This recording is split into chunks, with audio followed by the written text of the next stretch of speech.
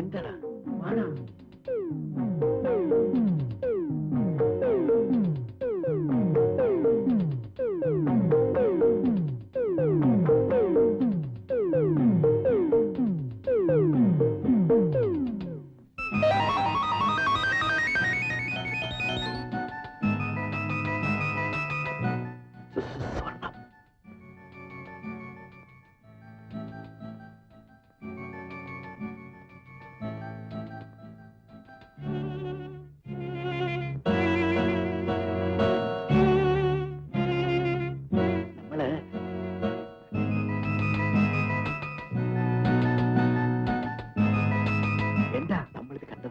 അറിയണ്ട. ശരിയാ, നമുക്ക് യൂണിവേഴ്സിറ്റിക്ക് പോകാം. രാഘവ, എന്താ മുതലാളി? പുറത്താരെ വന്ന് നോക്ക്.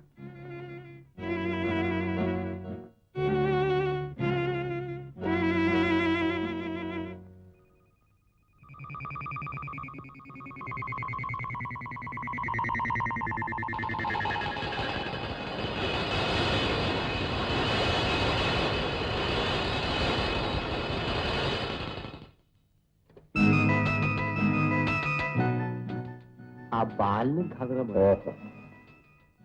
നീ പെട്ടിയൊന്ന് പിടി. അതെ, വല്ല നിധിയും കിട്ടിയതാണ്, അതോ കള്ളക്കടത്താണ്? അതിനെപ്പറ്റി നമ്മൾ എന്തിനാണ് ചിന്തിക്കുന്നത്? നമുക്ക് 3 ദിവസം ലീവ് എടുത്താൽ 3 മാസം ശമ്പളം കിട്ടും. പറയുന്ന സ്ഥലത്ത് കൊണ്ട് ഏൽപ്പിച്ചിട്ട് പോരാമെന്നേ.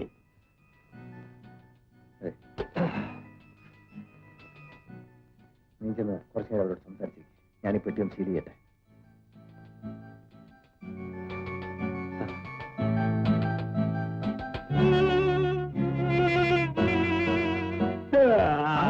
ഇതിനൊക്കെ ആളുണ്ടായിരുന്നു. മുതലാളി മേലത്തെ ബെഡ്റൂമിൽ കിടന്ന് ഉറങ്ങായിരുന്നു. എനിക്ക് ക്ഷീണം തോന്നി. കഥമൊക്കെ അടച്ച് ഞാൻ ആ ഹാളിൽ കിടന്നൊന്നും മയങ്ങി. നിങ്ങൾ വന്നിട്ട് അധികം നേരമായോ? ഞങ്ങൾ വന്ന് ഇവിടെ ഇരിക്കാൻ തുടങ്ങിയതും ആശാൻ കടന്നു വന്നതും ഒരുമിച്ചാ. ഏതായാലും മുതലാളി താഴെ ഇങ്ങൊന്ന് വന്നോട്ടെ. അതുവരെ നമുക്കൊരു പുകയൊക്കെ അടിച്ച് ഇവിടെ അങ്ങ് ഇരിക്കാം. ഇരിക്കുന്നത്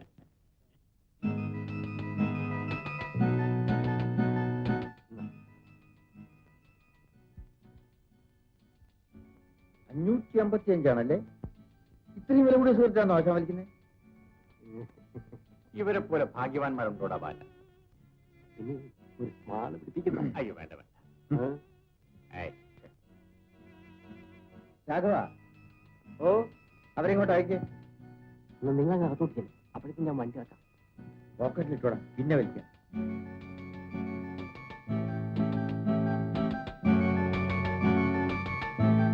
പാലിനും കാവറും എന്താ അവിടെ നിൽക്കുന്നത്? ഇന്ന് വരൂ. നമസ്കാരം.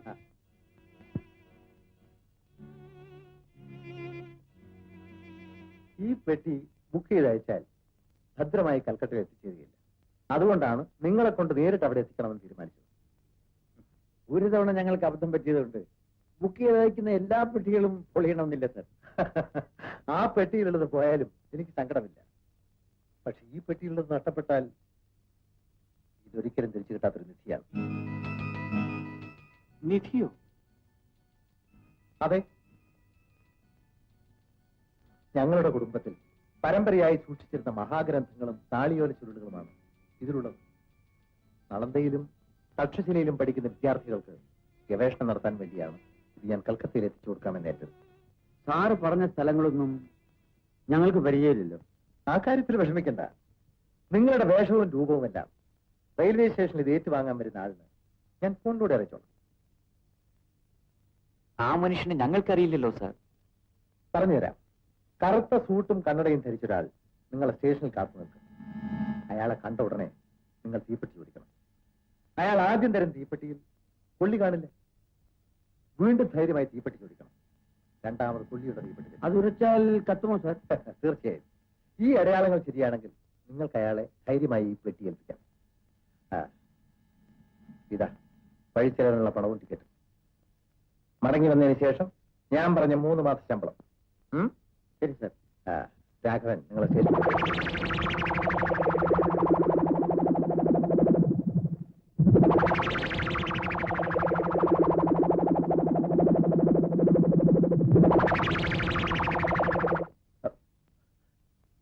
എന്നാ നിങ്ങൾ പുറപ്പെട്ടോളൂ.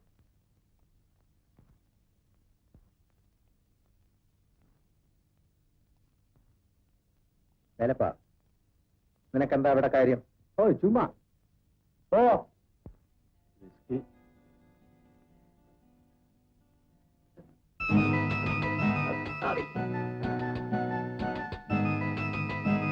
അങ്ങോട്ട് കരുക്കോ.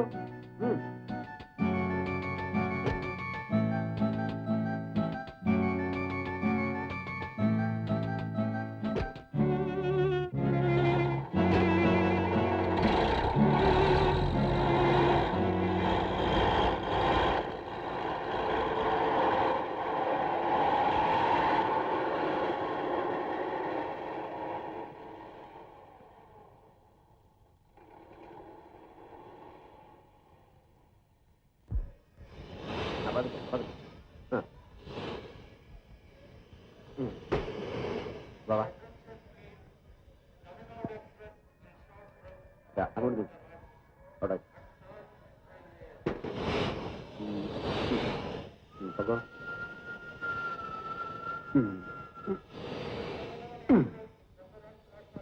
കൽക്കട്ട വണ്ടിക്ക് ഇനിയും ഒരുപാട് സമയമുണ്ടല്ലോ. ഞാനെന്തിനാ അവിടെ നിൽക്കുന്നത്?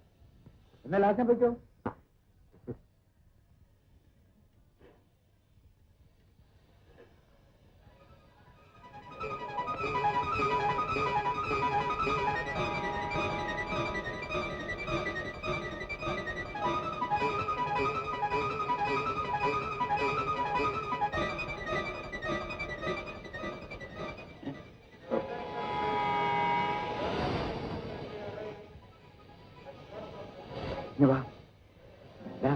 ആ പെട്ടിക്കകത്ത് നിറച്ച ആഭരണങ്ങൾ വാരി നിറച്ചിട്ട് അയാളുടെ കാരണവരുടെ ഗ്രന്ഥം എന്നല്ലേ പറഞ്ഞത്? അതെ.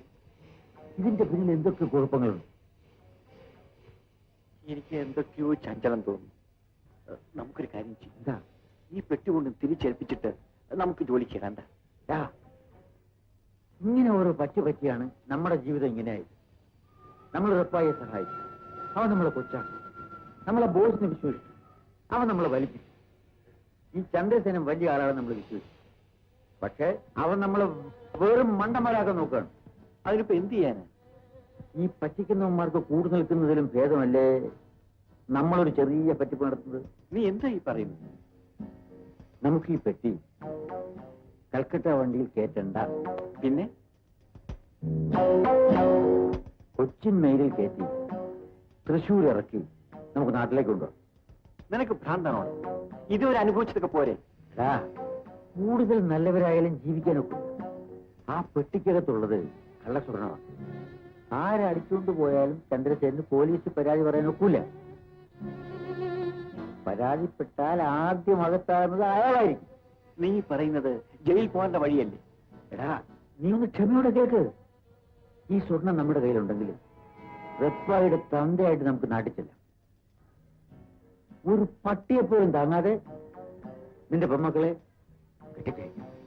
ഇതെല്ലാം അന്യന്റെ മുതലെടുത്തുകൊണ്ടാണോ സാധിക്കേണ്ടത്? ചേട്ടാ, ഇതുകൊണ്ട് നമ്മൾ ആരെയും ദ്രോഹിക്കുകയല്ല ചെയ്യുന്നത്.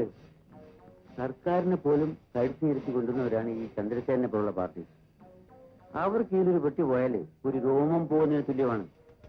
അവർക്ക് ഇതുപോലെ എത്ര പെട്ടി വരുന്നുണ്ടാകും, പോകുന്നുണ്ടാവും. എന്നാലും ബാല, നീ ഞാൻ പറയുന്നത് കേട്ട് നിന്നാ മതി. ബാക്കി ഞാൻ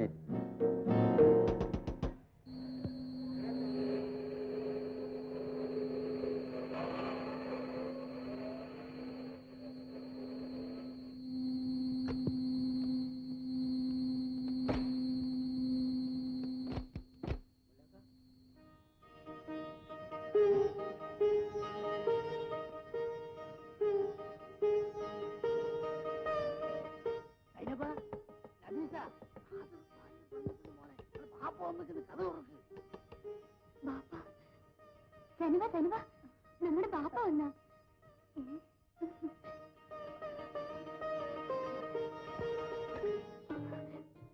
ബാപ്പ